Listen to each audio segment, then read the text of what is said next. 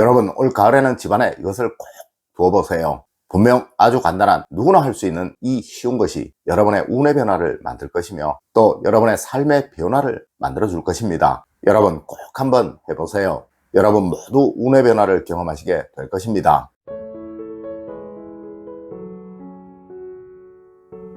여러분 안녕하세요, 이정재입니다. 여러분 올여름 정말 더웠었죠. 물론 아직도 덥기는 합니다만 아침 저녁으로는 참 선선합니다. 네, 하루의 평균 기온이 20도 정도가 되면 가을이 되었다고 한다고 하네요. 예전 1940년대는 9월 초만 되면 이 기온이 되어 가을이 되었다고 했고, 또 2000년대는 9월 중순이 되어야 이 기온이 되어 가을이 되었다고 했으며, 지금은 9월 말이 되어도 이 온도가 되지 않아 10월 초는 되어야 가을이 된다고 합니다. 맞습니다. 이렇게 계절의 변화는 온도와 아주 밀접한 관계가 있다는 것이죠. 여러분, 사람은 누구나 무엇이든 변화를 주어야 하는 거예요. 분명 이러한 변화는 과거 우리 조상님들도 하셨던 것이며 또 시대가 바뀌었으니 이젠 누구나 이렇게 변화를 주어야 한다는 것이죠. 네, 이것이 풍수의 기본 원리인 계절의 변화에 따른 운을 바꾸는 방법인 것입니다. 첫 번째로 여러분, 현관과 화장실 입구에 발매트를 두세요. 여러분, 여름에는 덥기에 누구나 현관에 발매트를 두는 경우는 잘 없습니다. 네, 분명 저도 여름이 시작될 때 현관에 발매트를 치우라고 말씀을 드렸었죠. 맞습니다. 이젠 이것을 꺼내실 때가 된 거예요. 물론 얇은 것이든 두꺼운 것이든 전혀 상관이 없으며 또 이것이 없으시거나 새로 구입하시기 어려우시다면, 그리고 집이 너무 좁아 자리 차지가 너무 많다고 생각이 되시거든 이곳에 두꺼운 수건을 하나 깔아 두시는 것도 좋은 방법일 수 있습니다. 네, 현관은 운이 들어오는 곳이고 이젠 포근하고 따뜻한 기운이 있어 이곳으로 안정의 기운이 들어오도록 해야 하는 거예요. 물론 이것을 위해서는 현관에서 신발을 벗고 들어오면서 발매트가 하나 있는 것이 최고일 수 있다는 것이죠. 하지만 여러분, 발매트를 하실 때는 꼭 이곳 아래에 신경을 쓰시고요. 그리고 하루에 한 번은 꼭 이 발매트 털어주셔야 합니다. 여러분 꼭 한번 해보세요. 분명 여러분은 이곳을 오가실 때마다 왠지 모를 안정감이 생겨나는 것을 느끼시게 될 것입니다. 맞습니다. 그렇게 여러분의 가정도 또 여러분이 하시는 일도 안정감을 얻게 되실 것입니다. 두 번째로 여러분, 가을에는 꼭 거실에 전신 거울을 하나 두시도록 하세요. 여러분, 가을이 되면 무조건 있어야 하는 것이 바로 거실에 전신 거울입니다. 네, 여름에는 옷도 얇고 또 땀도 많이 나기에 옷에 그리 신경을 쓰지 않아도 되었지만 가을과 겨울에는 옷 매무새가 너무도 중요하고 이것을 잘 볼 수 있는 것이 바로 전신 거울이에요. 그리고 이 거울은 오행학적으로 화오행을 말하는 것이라는 것을 제가 늘 말씀을 드렸었죠. 네, 봄이나 여름에는 이것이 좋지 않을 수도 있지만 가을이나 겨울에는 집안의 오행의 밸런스, 즉 균형을 맞춰주는 최고의 도구일 수 있다는 거예요. 맞습니다. 이것은 분명 거실에 밝은 기운이 생겨나도록 만들어줄 것입니다. 그리고 또 이것은 집안의 재물운이 상승하도록 또 만들어줄 거예요.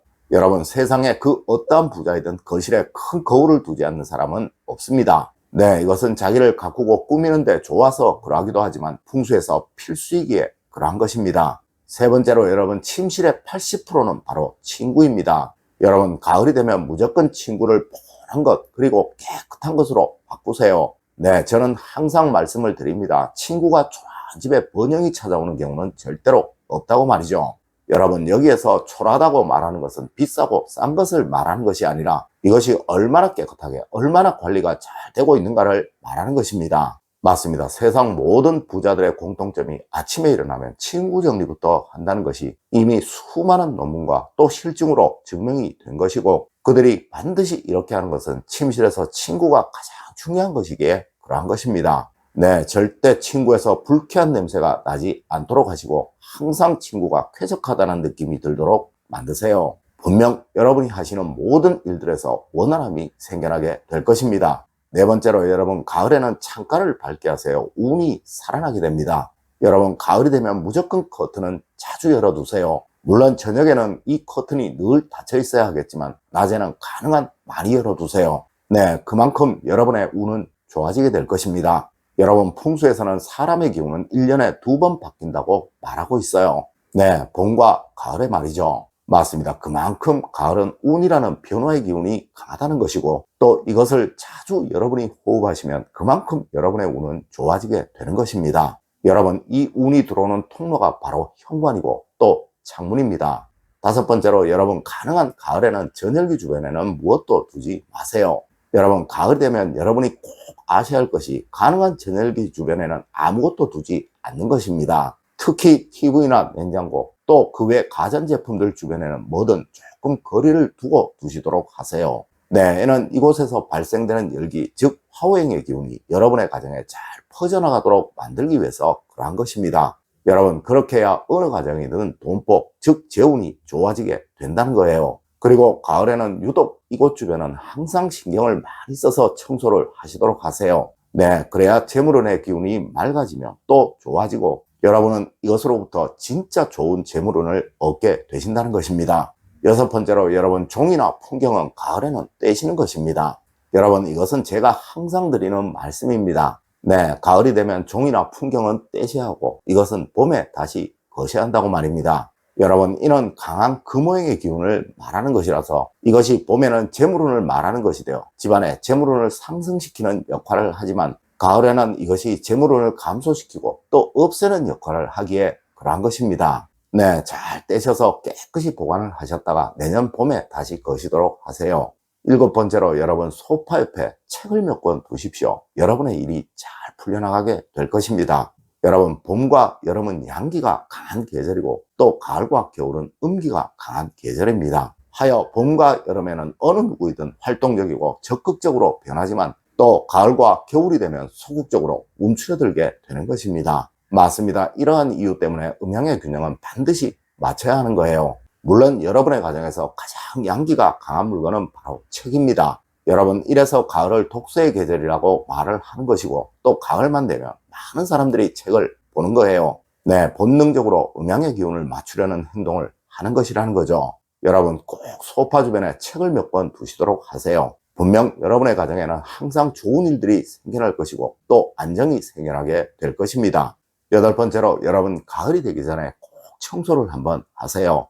여러분, 1년에 2번 봄과 가을에는 꼭 집안 대청소를 해야 하는 거예요. 네, 이는 우리 조상님 때부터 내려온 오래된 전통입니다. 하여 봄맞이 또 가을맞이라는 말도 생겨난 것이죠. 여러분, 이는 집안의 기운을 바꾸기 위한 행동이에요. 물론 여러분들 많이 바쁘시고 또 많이 피곤하실 거예요. 하지만 꼭 하루 날을 잡아 이곳저곳에 쌓인 먼지들 또 더러움들 제거하시도록 하세요. 네, 그래야 이 가을 여러분은 좋은 운을 얻을 수가 있습니다. 여러분, 오늘은 누구나 아주 쉽게 할 수 있는 가을의 운을 만들고 또 그 운을 좋아지도록 하는 행동에 관해 알려드렸습니다. 오늘 제가 알려드린 이야기 여러분들 꼭 명심하셔서 항상 행복과 번영이 가득하신 여러분이 되시길 기원드리며 오늘의 이야기를 마치도록 하겠습니다. 늘 올바른 학문과 올바른 지식을 여러분들께 전하도록 노력하겠습니다. 여러분, 긴 시간 감사드립니다. 감사합니다.